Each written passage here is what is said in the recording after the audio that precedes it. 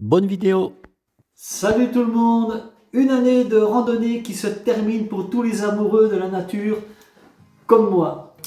Eh bien, cette année 2024 aura été très riche en ce qui me concerne, en termes de rencontres, de paysages, d'émotions, de partage, de projets également. Vous l'aurez compris, je me suis régalé durant cette année de randonnée à marcher sur tous ces sentiers et découvrir justement des sentiers que je ne connaissais pas.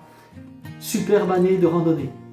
Alors, de quoi je vais vous parler dans cette vidéo, qui sera, je le précise, la dernière. Je ne vais pas vous parler de politique, rassurez-vous, même si je me suis rendu compte que cette année, lors de certaines vidéos, j'ai effleuré, j'ai abordé le sujet de la politique.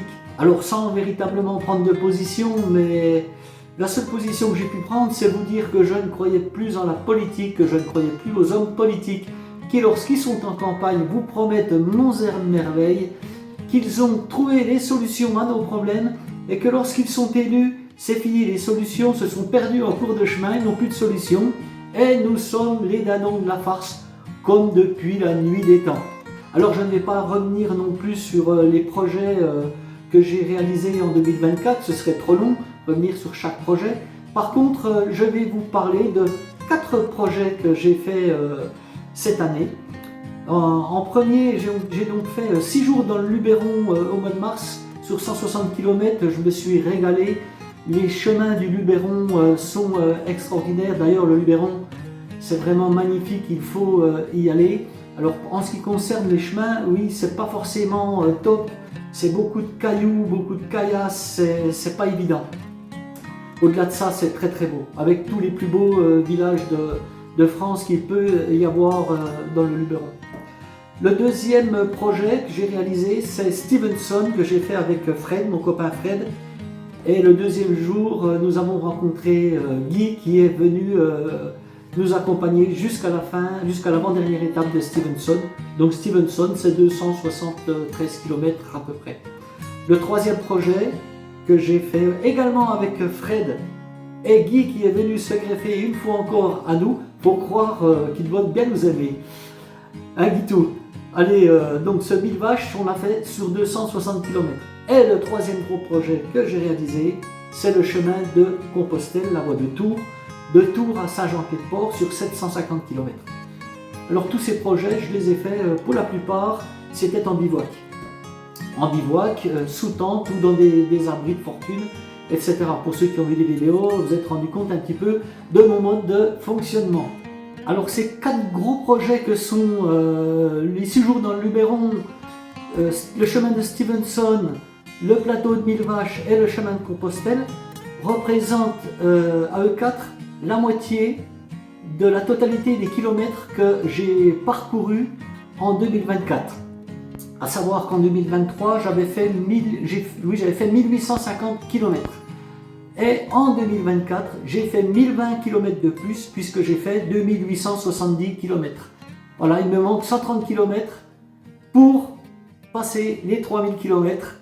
Malheureusement, à cause de cette satanée cheville, je n'ai pas pu passer cette barre fatidique des 3000 km. Mais ce n'est pas important. Le plus important, c'est que ma cheville aille bien.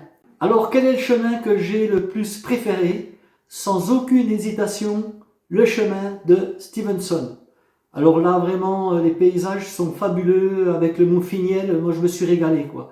C'est vraiment un très beau chemin. Alors, si j'ai un conseil à vous donner, vous qui randonnez en itinérance, vous qui avez envisagé de faire ce chemin de Stevenson, c'est de le faire au mois de mai. Pourquoi au mois de mai? Déjà parce que le temps est plus clément, on va quand même vers les beaux jours, en sachant que l'année dernière, ceux qui ont fait ce chemin de Stevenson au mois d'avril, je pense à Loïc, ils ont eu un temps exécrable, de la pluie, du froid, vraiment, ils ont galéré. Nous, en mai, on l'a fait en mai, ça a été. On a eu 2 jours vraiment, notamment un jour vraiment très fort de pluie, mais globalement, c'était bien. Le mois de mai aussi, les genêts sont fleuris, les paysages, les fleurs, tout est plus beau. Donc, si vous envisagez ce chemin, faites-le à partir du mois de mai. Alors maintenant, je vais vous parler d'un chemin que j'ai fait, mais pas cette année, en 2023, et qui pour moi est vraiment le plus beau. Je me suis vraiment régalé lors de cette grande traversée du Jura, cette fameuse GTJ, qui n'est pas si facile que ça quand même, 400 km sur 10 000 mètres de D+.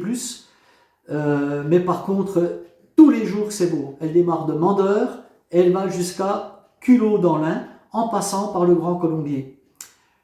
Si vous n'avez encore pas fait cette GTJ, allez jeter un œil, allez regarder un petit peu des vidéos là-dessus, c'est vraiment merveilleux, il y a des paysages fabuleux, les grands espaces, le calme, et vous ne trouverez pas surtout le monde que vous pouvez avoir sur des chemins style Stevenson qui commence à être victime de son succès. Il y a une journée sur Stevenson, cette année, on avait l'impression qu'ils avaient lâché un bus. Ça nous a fait peur, mais nous qui sommes en bivouac, c'est pas un problème parce que les gens, la plupart, s'arrêtent à des étapes bien déterminées qu'ils ont réservées tout au long de leur périple. Ce qui fait que pour nous, on n'était pas dans ce flux, dans ce flux permanent de marcheurs, de randonneurs. Vous ne rencontrerez pas ce problème-là sur la GTJ, la grande traversée du Jura, qui est vraiment géniale. Je vous la conseille. Alors j'ai vraiment un regret sur cette GTJ. Lequel? Eh bien c'est que lorsque j'ai fait cette GTJ au mois d'août l'année dernière, je ne faisais pas encore de montage vidéo. Et c'est bien dommage parce que franchement là j'aurais fait de très belles images. C'est mon seul regret. Voilà. Alors je vais vous parler de la chaîne Rando Roberto, chaîne que j'ai créée en décembre 2018, où il n'y avait qu'une seule vidéo. D'ailleurs la chaîne ne s'appelait pas Rando Roberto.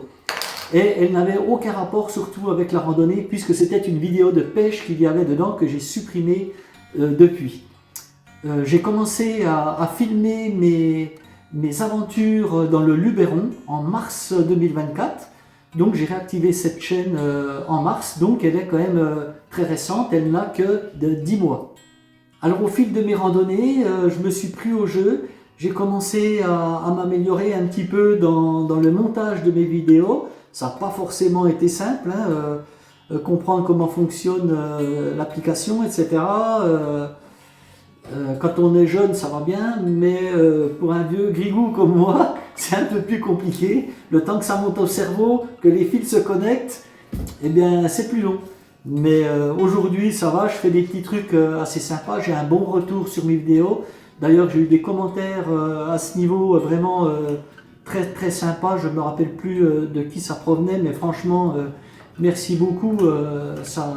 Voilà, ça m'encourage à continuer dans cette voie. Je vous fais plaisir et je me fais plaisir également. Donc c'est 100% gagnant. Alors cette chaîne qui a pour but le partage, l'échange, compte aujourd'hui grosso modo 380 abonnés. Ça descend d'un, ça monte de deux, etc. Mais voilà, pour une première année, même pas une année complète, en 10 mois, je trouve que c'est très bien, c'est une belle progression. Alors, qu'est-ce que j'attends de cette chaîne? Je ne vais pas en faire mon métier, vous vous rendez bien compte. 380 abonnés, pour moi, c'est déjà beaucoup, c'est bien. Quand j'en aurai 10 000, c'est plus moi qui gérerai la chaîne, ce sera l'EHPAD, la maison de retraite. Ce sera une infirmière qui prendra ça en compte. Voilà, moi ce que j'aime, c'est partager et puis peut-être vous donner envie, au travers de mes images, de faire certains chemins que j'ai fait. Voilà, je sais que je fais plaisir à des gens qui ne randonnent plus ou qui ont randonné, qui ne peuvent plus randonner. Ma famille aussi qui regarde, mes amis. Et voilà, il y a des gens qui attendent mes vidéos, c'est marrant. Et j'ai une toute petite communauté, mais voilà, ils sont fidèles et franchement, ça me fait plaisir de leur faire plaisir. Le partage, c'est important, pour moi c'est important, au-delà du partage des images, des réflexions qu'on peut avoir au travers de nos vidéos, des rencontres qu'on peut faire sur les chemins. Dans la vie courante, c'est important aussi également. À ce sujet, je voudrais justement vous parler de partager 10 chaînes que je regarde régulièrement. Alors galanterie oblige, J'ai noté les chaînes parce qu'il y en a 10 pour pas en oublier une surtout. Je regarde le blog de Céline. Blog de Céline. Loli vers Compostelle. Damien l'Aventure. Fifi le Randonneur. Toff Aventurier. Pierre Aventurier. Qui randonnent souvent ensemble. Là, ils viennent de rentrer d'un pèlerinage au Japon sur l'île de Shikoku, je crois. Ils nous ont proposé tous les deux de belles images. Toporando, Daniel Musardeur, Un chemin, des sentiers, Loïc Brichoux et CNRS. Voilà les chaînes que je regarde régulièrement. Alors, toutes ces chaînes m'ont inspiré, m'ont donné des idées dans la façon de filmer, voilà, j'ai puisé dans chaque chaîne des petites choses et puis que j'ai amélioré au fil du temps quand on n'y connaît rien dans les montages, etc. Je me rappelle même qu'au début je galérais, j'avais appelé Toff Aventurier, je l'avais pas appelé, je l'avais contacté sur Messenger qui m'avait bien répondu gentiment. J'ai eu aussi au téléphone Loïc Brichoux. Vraiment c'est top quoi. Alors voilà, ce que je voulais dire par rapport à ça, c'est que je vous donne des chaînes de randonnée, au risque peut-être que demain vous partirez de Rando Roberto pour aller sur ces différentes chaînes, mais ça n'est pas important pour moi, comme je vous l'ai dit, je ne vais pas en faire mon métier. Et si je perds des abonnés, ben c'est pas grave, c'est ça la vie, ça va, ça vient. Et voilà quoi, et puis on a le droit d'aller voir ailleurs. La preuve, regardez, moi je suis 10 randonneurs. Il y en a que je préfère plus que d'autres, mais j'en suis 10 quand même. Alors on peut s'abonner à Rando Roberto et puis aussi s'abonner à d'autres. Alors maintenant, je voudrais, sur ces 10 chaînes, en remercier 4. Je voudrais remercier Loli vers Compostelle, que j'ai découvert cette année, en décembre, puisqu'elle est partie avec Riku, un de mes abonnés, sur le chemin de Compostelle, la voie d'Arles, pardon, sur une dizaine de jours. Malheureusement, ils ont été contraints à l'abandon puisque le temps de décembre est vraiment pas terrible pour randonner. La météo n'a pas été favorable, donc ils ont arrêté plus tôt que prévu. Je voudrais remercier également Daniel Musardeur. C'est une toute petite chaîne, Daniel Musardeur, pardon, il a 37 abonnés, je crois. Mais moi aussi, un jour, j'ai eu 37 abonnés. Et aujourd'hui, j'en ai 380. En gros, voilà. Et puis, le blog de Céline. La façon dont elle nous raconte son histoire me plaît beaucoup. Tout dans la douceur, c'est tempéré, voilà, ça me plaît énormément. Et la dernière chaîne que je voudrais remercier, c'est Toff Aventurier. Toff Aventurier qui s'est abonné à ma chaîne, comme les 3 autres, et qui m'a dit, bah, écoute, je vais te donner un coup de pouce, je vais m'abonner à ta chaîne, donc c'est super sympa, Toff. Alors Toff Aventurier et Loïc Brichoux, Un chemin des sentiers, c'est eux qui m'ont donné envie de vraiment filmer mes aventures au quotidien, quoi. J'ai regardé beaucoup de leurs vidéos, j'ai regardé la grande traversée du Jura de Loïc. Et c'est lui, justement, Loïc, qui m'a donné envie de faire cette grande traversée du Jura. Et puis, Toff Aventurier, j'ai regardé la Via Francigena de Canterbury à Rome. Un sacré périple en passant par la Suisse, l'Italie. C'était vraiment fantastique. Des aventures tous les jours, des beaux paysages. Et voilà, ces 2 youtubeurs m'ont appris aussi tout au début à filmer mes randonnées, à me donner des petites astuces. Quand on est débutant, c'est vraiment pas évident. Voilà en ce qui concerne les chaînes que je regarde. Juste avant de vous quitter, je vais vous faire un petit point santé concernant ma cheville. Voilà, lorsque j'ai chuté dans les contreforts du Vercors, je me suis fait vraiment mal, mais j'ai continué à randonner. Je me suis arrêté un petit peu, mais pas longtemps. J'ai fini par aller voir mon médecin, qui m'a prescrit une chevillère que j'ai mis, bien sûr. Ensuite, ça n'allait toujours pas. Je suis allé voir mon ostéopathe, qui m'a remis quelques os qui étaient déplacés. Ça n'allait toujours pas. j'ai fini par retourner voir un médecin du sport qui m'a passé une échographie. Et cette échographie ben voilà, a déterminé que j'avais une lésion des ligaments antérieurs sur ma cheville gauche, ce qui me provoque ces douleurs encore aujourd'hui.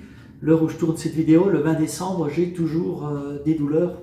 J'ai toujours mal lorsque je fais des rotations de la cheville ou de haut en bas. C'est un peu compliqué pour moi. Ce médecin m'a prescrit des séances de kiné. Malheureusement, les kinés sont en vacances où je vais.